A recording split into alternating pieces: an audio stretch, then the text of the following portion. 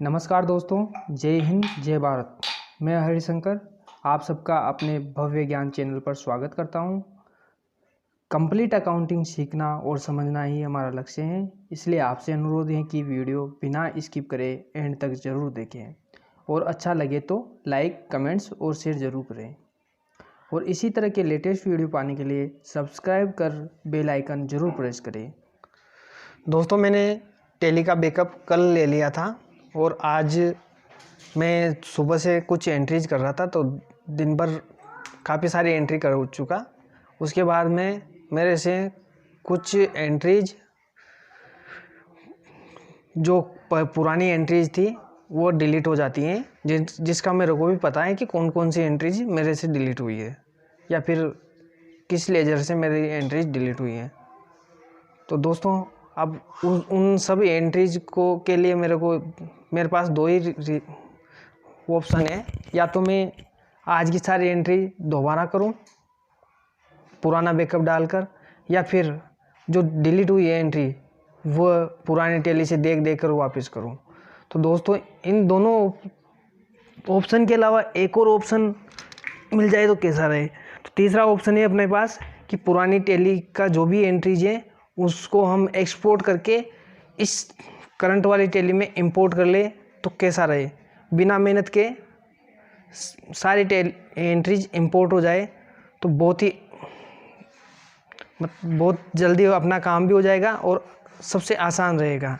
तो दोस्तों, मैं यहाँ से टैली से एंट्रीज डिलीट कर देता हूँ। ये मैंने पूरी एंट्रीज डिलीट कर दी। उसके बाद में मेरे को पता है कि ये वाली एंट्रीज मेरे को दोबारा से करनी है, ये वाली एंट्रीज मेरे से डिलीट हुई है। तो मैंने दोनों जगह देख लिया है कि ए वाली एंट्रीज मेरे पास डिलीट हो गई है। यहाँ तो मैं खुद जानबूझ कर रहा हूँ, तो मैंने यहाँ से ये एंट्रीज डिलीट कर दी है। अब इस वाली कंपनी में मेरे पास कुछ भी एंट्रीज नहीं है और उस वाले में जो भी एंट्रीज है वो इस वाली कंपनी में कैसे ऑटोमेटिक इंपोर्ट हो वही करना है। तो दोस्तों, मैं प्रत्येक एंट्री खोलकर एक्सपोर्ट करके और इस करंट वाली जो कंपनी है उसमें इंपोर्ट करूँगा। तो यहाँ से मैंने वो ओनली सिंगल एंट्रीज ही एक्सपोर्ट होकर इंपोर्ट होगी। अगर हम सभी को साथ करेंगे तो वो नहीं होगी। तो यहाँ से मैं अल्ट ई करके एक्सपोर्ट करूँगा एक सिंगल एंट्रीज। तो मैंने अल्ट ई करके एक्सपोर्ट का ऑप्शन खुल गया। यहाँ मैं लैंग्वेज डिफ़ॉल्ट ही रखूँगा। उसके बाद में जो ये फाइल फॉर्मेट है उसको मैं XML करूँगा, जो कि लास्ट में नीचे डाटा इंटरचेंज। तो ये वाला ऑप्शन सेलेक्ट करूँगा। उसके बाद में ये वैसे टैली का ही फॉर्मेट है, जो टैली का बैकअप होता है उसी का। और मैं यहाँ से इसका एक्सपोर्ट फाइल का लोकेशन चूज़ करूँगा और बाकी कुछ चेंज नहीं करना है, एक्सेप्ट कर लूँगा। और ये फोल्डर का भी एस कर देंगे तो ये फोल्डर में ऑटोमेटिक ओपन हो जाएगी अपनी फाइल कि कहाँ पर अपनी फ़ाइल सेव हुई है। तो मैं इसको भी एस कर देता हूँ, तो मेरी फ़ाइल यहाँ पर सेव हो गई। तो ये ओपन हो गया ऑलरेडी। अब यहाँ से इसका जो लोकेशन का फेथ है वो मैं कॉपी करके टैली में एंटर करूँगा। तो दोस्तों इसके लिए मेरे को दूसरी टैली में भी मैं इसको इंपोर्ट करूँगा। उसके लिए मेरे को ओ प्रेस करना है, जिससे इंपोर्ट ऑफ डाटा आ जाएगा। उसके बाद में वाउचर सेलेक्ट करना है, वो वैसे भी कर सकते हैं हम। उसके बाद में यहाँ पर इसका मैं लोकेशन का फेथ डालना है। तो मैं यहाँ से आपको फाइल्स का लोकेशन का फेथ डाल देता हूँ। तो ये तो लोकेशन का फेथ मैंने कॉपी करके डाला है, पर ये सिर्फ लोकेशन का है, अपने को फाइल तक का पूरा चाहिए। तो मैं फ़ाइल का भी आपको बता देता हूँ। तो फाइल पर हम राइट क्लिक करेंगे। राइट क्लिक करने के बाद प्रॉपर्टीज़ में जाएंगे। प्रॉपर्टीज़ के बाद में फिर जो सिक्योरिटी वाला ऑप्शन है उस पर क्लिक करेंगे। तो यहाँ ऊपर जो ऑप्शन है उसमें फ़ाइल का पूरा रहेगा। तो इसको हम सेलेक्ट करेंगे और यहाँ से कॉपी कर लेंगे। उसके बाद में कॉपी करने के बाद में मैं वापस से रिपीट बता देता हूँ आपको। फाइल पर राइट क्लिक करके प्रॉपर्टीज से सिक्योरिटी, और सिक्योरिटी से फाइल वाला जो सबसे ऊपर में दिख जाएगा आपको, उसको सेलेक्ट करके Ctrl+C से कॉपी कर लिया। कॉपी करने के बाद में हम इसको क्लोज कर देंगे और अपनी जो करंट वाली जो टैली है उस पर चले जाएंगे। करंट वाली टैली पर जाने के बाद यहाँ पर इसको पुराने वाले डिलीट करके, मतलब यहाँ से हम उसको कंट्रोल अल्ट वी करके पेस्ट कर देंगे। तो दोस्तों अब इसको एंटर करेंगे तो ये वाली एंट्री अपनी इसमें हो जाएगी। अब देख लेते हैं कि ये एंट्री हुई भी है या नहीं है। तो मैंने डे बुक खोल ली। मैं यहाँ पर इसका पीरियड चेंज कर देता हूँ, तो मेरी जो भी एंट्रीज है वो सब आ जाएगी। तो दोस्तों अभी हमने एक एंट्री की थी तो वो एंट्री इसमें एंटर हो चुकी है, बाकी और कुछ भी एंट्री नहीं है। तो इसी तरह से हम सारी एंट्रीज 1 बाय 1 कर लेंगे। तो दोस्तों मैं वापस से दूसरी एंट्रीज खोलता हूँ। इसको अल्ट करके एक्सपोर्ट कर दिया और इसमें कुछ नहीं करना है। यहाँ पर हम नो कर देंगे ताकि फोल्डर ओपन ना हो बार बार। एक बार हमने कॉपी कर ही रखी है फाइल, अब इसको यस करेंगे एक्सपोर्ट को। तो यहाँ ओवरराइट फाइल अकाउंटिंग वाउचर मांगेगा, तो इसको भी यस कर दीजिए ताकि वही फाइल अपनी ओवरराइट हो जाए। तो यहाँ से हमने वो फाइल ओवरराइट हो गई। अब यहाँ से हम इसको वो करके वाउचर खोल देंगे, इंपोर्ट डाटा वाउचर। अब यहाँ पर लोकेशन की फाइल वही है, कुछ चेंज नहीं हुआ है। तो हम इसी को एंटर करके ये कर लेंगे तो वही नई वाली फाइल अपनी इंपोर्ट हो जाएगी। तो सेकंड बार अपने को कॉपी पेस्ट की भी झंझट नहीं रहेगी, तो इतना इजीली हो जाएगा। तो इस तरह से हम उसको अब दूसरी एंट्री भी देख लेते हैं एक बार कि दूसरी एंट्री भी आ गई ना। तो ये दूसरी एंट्री भी आ गई और फाइल भी आ गई।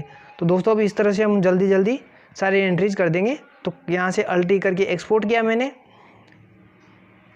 अल्टी एक्सपोर्ट ओवरराइट यस, और उसके बाद दूसरी टेली पर जाऊँगा वाउचर और इंपोर्ट वाउचर, इसको यस कर दिया। इसी तरह से मैं जल्दी सारी एंट्रीज कर देता हूँ, फिर लास्ट में आपको भी बता दूंगा कि कैसे क्या होगा। तो यहाँ मैंने एक्सपोर्ट कर दिया था, यहाँ पर इंपोर्ट कर देता हूँ और फिर ऐसे ही। और दोस्तों इसमें एक और चीज़ कंपलसरी है, आपके मास्टर पूरे कंप्लीट टैली में होने चाहिए। अगर कोई भी मास्टर वगैरह आपके टैली में नहीं है तो वो फिर इंपोर्ट नहीं होगी। और हम मास्टर के लिए भी वीडियो बनाएंगे तो कभी आगे, तो मास्टर का भी मैं आपको बता दूंगा कि मास्टर कैसे एक्सपोर्ट करके इंपोर्ट करते हैं, वो उसका भी वीडियो बहुत जल्दी बनाऊंगा मैं। तो दोस्तों अभी तो हमें जो मास्टर ऑलरेडी बने हुए हैं उसी हिसाब से अपने को करनी है, क्योंकि इसमें हम पहले से एंट्री कर चुके थे तो केवल एंट्री डिलीट हुई है अपनी। तो वाउचर्स मतलब सभी मास्टर इसमें कंप्लीट अपने बने हुए हैं।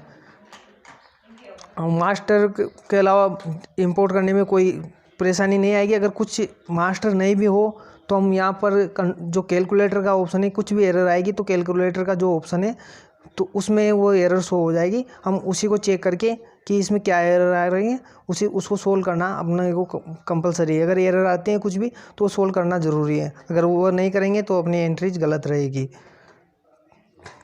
तो दोस्तों इसमें मैं एक्सपोर्ट करके इंपोर्ट कर लेता हूँ सारी एंट्रीज। तो मेरी लगभग सारी कंप्लीट हो गई है। तो दोस्तों आप जितनी भी एंट्रीज है उनको 1 बाय 1 करके सभी को एक्सपोर्ट करके और इंपोर्ट इस तरह से करना है आपको।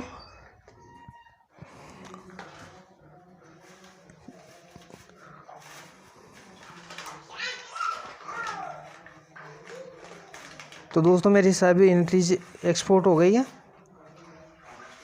अब मैं आपको ये दिखा देता हूँ कि मेरी कौन कौन सी एंट्री बाकी है। यहाँ पर मेरी एक एंट्री रह गई है तो इसको भी मैं कर लेता हूँ एक्सपोर्ट।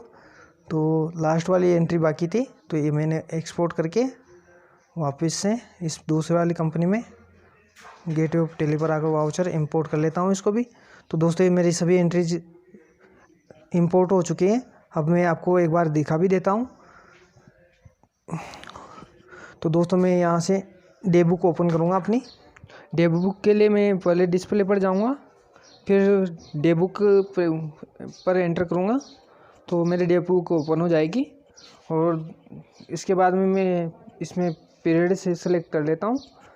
अल्ट F2 करके मेरे को पीरियड सेलेक्ट चेंज करना है तो मैं 1 अप्रैल से 31 दिसंबर कर देता हूँ। तो दोस्तों मैं यहाँ पर मेरी पूरी एंट्रीज सामने है, पूरी एंट्रीज इसमें वापस आ गई है।